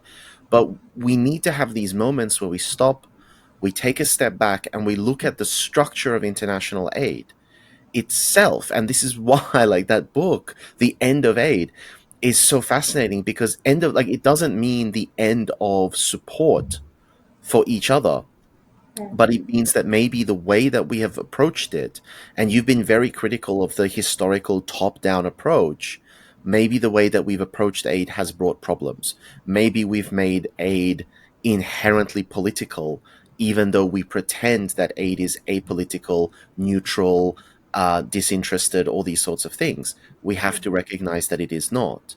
And if we don't have a difficult conversation about the very concept of our understanding of international aid and the mechanisms through which we try to help people, and we don't question whether we're actually doing more harm, then we have no way to reform, we have no way to change, we have no way to improve. So I think you've brought a very powerful insight to aid, and you've raised a lot of very important questions, and I strongly encourage our listeners to read your articles, and we will link the articles below, and also to read the other articles that we mention, whether from the USIP, whether from Hugo Slim. But before we conclude, I know that you said you had nothing to say, but I do wonder whether you do have some final thoughts just for people to think about, just the concluding thoughts to finish the episode with, so that the listeners have something that they can really focus on, and something they can talk about with their friends and with their colleagues, and just think about when they're going on about their day.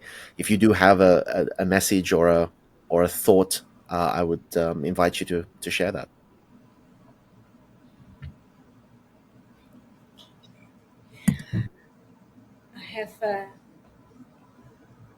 I think I have said what I need to say. Really, I don't know what else to say. It's just the same as the previous podcast. But perhaps what I should say, thank you very much for providing this platform. This is the first time that I spent a lot of time talking in a podcast, on a podcast. Even I never did this kind of a podcast or even webinar. It hasn't been this long, but now I understand why you and the other hosts decide to do so. And I listen to your other podcasts because you really want to, right, drill down to the issue and Yes. provide like a thorough understanding. Yes. Um, 2 hours, 3 hours is not short. I think we have been talking like more than 2 hours. So I do hope that I get a feedback. Perhaps if I want to say, please provide me with a big feedback. Any listener out there, you can reach out to me through LinkedIn or through Twitter. Well, Twitter, I think it's not that good anymore, but Hmm. perhaps Lincoln. Uh, please give me feedback. What do you think? Um, First of all, that would be, that would be my request. Give me feedback. What do you think? I like to also have to listen to those who don't agree with me, right?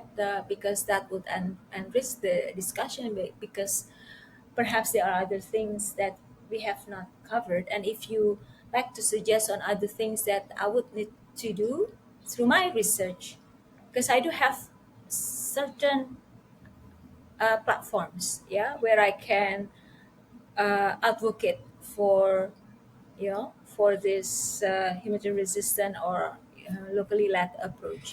I'm still connected to my previous networks in ASEAN as well as international community, um, and um, and I want to use that privilege and the platform.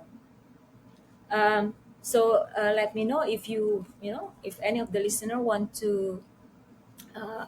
me to do other topics, or res- to research or investigate, on other aspect that I have not done in my research in my 10 papers. So that's one, and give me a feedback about this podcast as well as the other podcast. Second, I have been I let myself to be vulnerable, in this podcast, very open. Would you agree? I would, and I appreciate that openness and vulnerability. I think Uh, it's a it's a generous thing to do for the benefit of the audience who want to better understand you and your experiences. mm. So I think that is necessary. Yeah, and again, I'm trying not to be self-absorbed as well as self-glorifying myself. But I think openness is necessary in this situation because everyone makes mistake when it comes to Myanmar. I also made mistake, uh, but it is important not to repeat mistake, right? When I was inside the system, perhaps I could do more. Although that I was one of those who really push for things to change inside the system, and I would say a center would have not been established, and the regional disaster management mechanism would have not been operationalized if you know I and some other people didn't really push hard for it. Uh, but I think openness is necessary because sometimes you we tend to shower ourselves with self glory. Is that the right word? But and tend to be self absorbed and think about ourselves. um, I haven't talked about what happened after the Rohingya crisis. Yeah, AHA Center was tasked by the ASEAN leaders to do an unbelievably difficult assignment, and that was to conduct needs assessment to facilitate repatriation of the Rohingya back to Rakhine. That's impossible, and we were asked not to say the word Rohingya, and we couldn't really address the underlying cause and the protection issue. And I tried, well, I couldn't say no. I couldn't say no because it was tasked by the ASEAN leaders as discussed in the podcast. So I did what we were asked to do. Then after that, we made it clear that if there is another needs assessment, we would not do it unless we do it our own way. And we got saved by the COVID. And I think no other needs assessment in Rakhine has been done because if the objective is to return the Rohingya out of their will, then what's the purpose? Um, But hang on, and did you say you were not allowed to mention the Rohingya? yes, that was not the. I mean, well, it was the NLD, no. Yeah. Yeah, it was not the. Yeah, we were well. We put also human rights. We also put human rights in the terms of reference. We Mm. wanted to involve not only AHA Center doing part of the assessment, but also other sectors in ASEAN because we know that it is a political crisis, it's a genocide and all that. we wanted to put that in the terms of reference, but I was asked to take out that word human rights and protection. And also not to mention the word Rohingya at all. Wow.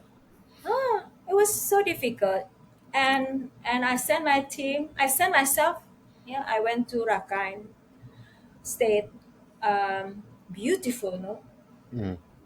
Uh, I, I look at the shore, I met some Rohingya inside Rakhine. My teams went to Bangladesh. And we got cornered by the Rohingya in Bangladesh when our assessment report came out.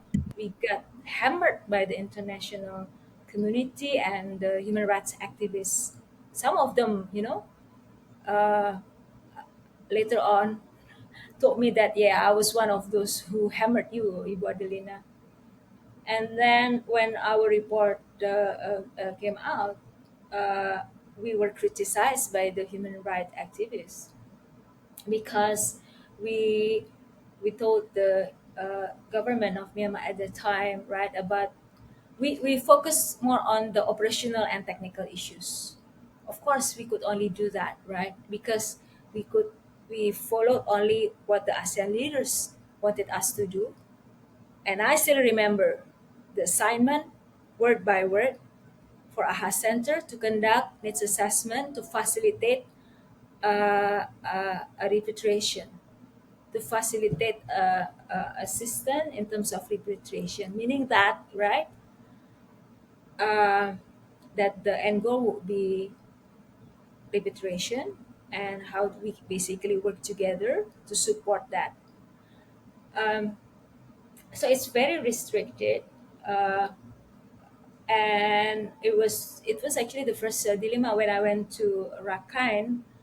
On my way to Rakhine, I asked my team to read the report by Marzuki Darusman, the one who led the investigation. Yeah. Um, and we cried in the plane. I couldn't hold myself. Reading all the torture, the rape on the Rohingya women and all that. This fact-finding mission, and for us to be able, to go into that situation. So, although we are a disaster management agency, AHA Center, we're not independent. We are part of an organization that is under a political direction and leadership. But it doesn't stop you being a humanitarian. Uh, Inside the system, it's much more difficult to be able to think independently and to switch on your heart, to tune into your heart.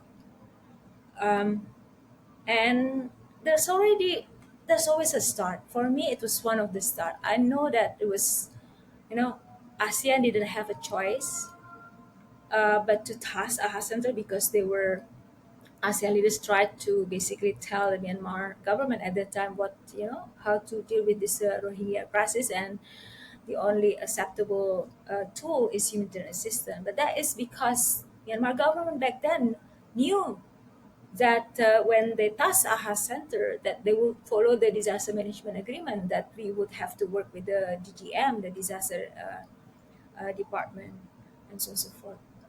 So we all made a mistake. I made that mistake not intentionally, no, but through the process I saw. Through the process I talked to people.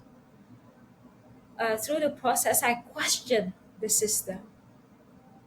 Through the process I got lectured by the humanitarian team, the international humanitarian team, who thought that AHA Center couldn't do the job. I told them it's not an issue of capability or inability to perform the task. We could do it. We have responded to catastrophic disasters, and we are at the front, and you guys at the back supporting us. It's not a matter of being, un, it's not about. The question is not about capability. And during Cyclone Nargis, right, we were at the front leading uh, the ASEAN-led coordinating mechanism. The issue is about the absence of a guidance from the top, from the ASEAN leaders, what to do. Unfortunately, the Rohingya crisis and then the 2021 coup haven't really transformed ASEAN after so many killed, thousands, you know. But at least uh, they are. I know there are people,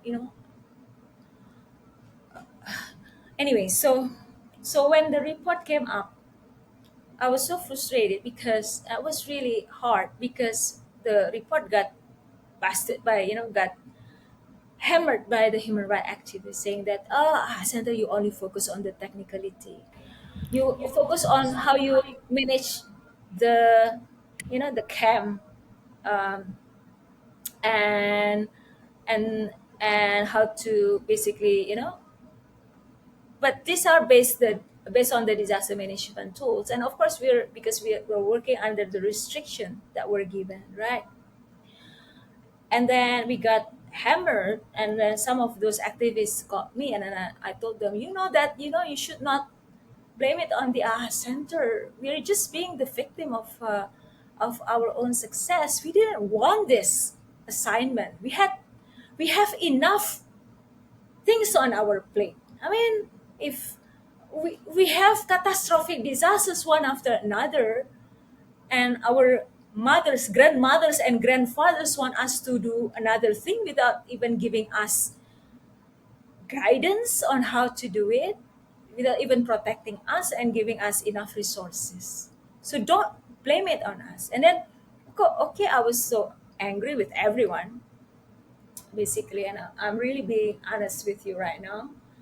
But then I realized that, and I feel like I become the victim, right, of our system. But then I remember uh, uh, about the women, the women that got, the men and the women that got killed and raped after, after the genocide. Who am I, you know, crying because we get victimized because of our own success? Who am I? So, um, yeah. So when when I became more convinced that the way to go is to be on the side of the people, like what I'm doing right now. One of, those who have been supporting the pro-democracy movement said that, Adelina, every one of us has made a mistake. I mean, we're talking about the external, yeah, has made a mistake about Myanmar, either from our own analysis that we think the revolutionary forces will not win, either from our way of doing things that we really insist on staying engaged, whatever it is. But I think if we separate that, right, and I'm blessed that I have the privilege now of doing that outside the system. And I think again that I think what is God showing me, because I pray to God, right? God in Islam, when we pray, we don't ask for something specific. We ask God, please give the best for me. Who you, what you think is the best for me, please. Because what I think is the best for me may not be actually the best for me, right? So I have to entrust it to God. So it could be the best for me. I'm not trying to, to sound like a saint here, right? But that exactly what happened after the Rohingya. Now I can say, well, last year I did a research examining the leader's statement and the foreign minister's statement with regard to Rakhine. The word Rohingya has never ever been mentioned in our official document as of last year. Yeah, when I did that research, I have to update that matrix. It's already over 30 pages. So if, as I said last week during the Rohingya webinar, the webinar Rohingya, the webinar on Rohingya, how can even ASEAN deal with the Rohingya crisis if we are not able to say it? Say the word Rohingya, acknowledge that Rohingya exists and genocide happened. Mm. I know it's difficult, but anyway. And it's not only ASEAN, yeah, who was asked to basically not say the word. Yeah. Others too. They just don't want to admit that. I mean, at least the United States declared that it was a genocide. That was one. Eventually, Eventually. U.S. too, U.S. government too, Yeah. through the Burma Act. Anyway, oh, that is not a closing statement, but basically, yeah, that's the second message. No, just be open about it because we make mistake this time. We make a mistake in the past when it comes to Myanmar crisis. At the end of the day, I think it's again switch on your heart. No, I have been teaching about this heart intelligence, which Mm. should be the case, right? Then the head intelligence, the brain intelligence, sorry, and the hand intelligence. And for us to apply this contextual intelligence, and we cannot apply the same crisis over one another because it always changes, and we have to like always allow ourselves to be confused sometimes, to be in a state of aporetic contemplation. There is such a word, you know, the framework called Kunuvin framework, aporetic contemplation. This is where you basically figure out where you are, where you tune into your heart, and you ask yourself, you activate, you know, your the humanity in you. And how can you claim to be humanitarian if you cannot switch on the heart? Because it should be the heart first, and that should be the moral guidance. You know, the moral guidance. Are we doing it for the affected population or for the money, to get more money, or to be able to plant the flag, right? And to show our relevance.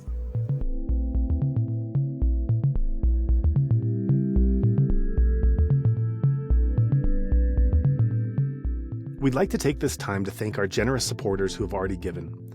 We simply could not continue to provide you with this content and information without the wonderful support of generous donors, listeners, and friends like you. Each episode helps in providing access to one more voice, one more perspective, one more insight. Every donation of any size is greatly appreciated and helps us continue this mission. We greatly appreciate your generosity, which allows us to maintain this platform. Thank you.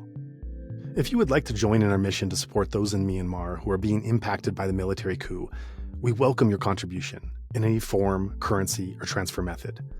Your donation will go on to support a wide range of humanitarian and media missions, aiding those local communities who need it most. Donations are directed to such causes as the Civil Disobedience Movement, CDM, families of deceased victims, internally displaced person IDP camps, food for impoverished communities, military defection campaigns, undercover journalists, refugee camps, monasteries and nunneries, education initiatives, the purchasing of protective equipment and medical supplies, COVID relief, and more. We also make sure that our donation fund supports a diverse range of religious and ethnic groups across the country. We invite you to visit our website to learn more about past projects as well as upcoming needs. You can give a general donation or earmark your contribution to a specific activity or project you would like to support, perhaps even something you heard about in this very episode. All of this humanitarian work is carried out by our nonprofit mission, Better Burma. Any donation you give on our Insight Myanmar website is directed towards this fund. Alternatively, you can also visit the Better Burma website, betterburma.org, and donate directly there. In either case, your donation goes to the same cause, and both websites accept credit card. You can also give via PayPal by going to paypal.me/betterburma. Additionally, we can take donations through Patreon, Venmo, GoFundMe, and Cash App. Simply search Better Burma on each platform and you'll find our account. You can also visit either website for specific links to these respective accounts or email us at info@betterburma.org. That's Better Burma, one word, spelled BETTERBURMA.org. If you would like to give in another way, please contact us. We also invite you to check out our range of handicrafts that are sourced from vulnerable artisan communities across Myanmar, available at alokacrafts.com. Any purchase will not only support these artisan communities, but also our nonprofit's wider mission. That's Aloka Crafts, spelled ALOKACRAFTS, one word, alokacrafts.com. Thank you so much for your kind consideration and support.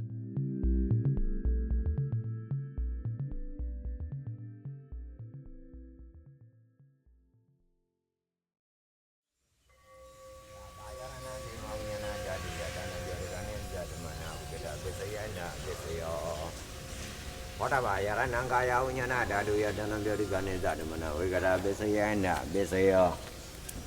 Oba Yarananda, Dayananga, Yaranaya, Dayanam, Potaba, Yaranam.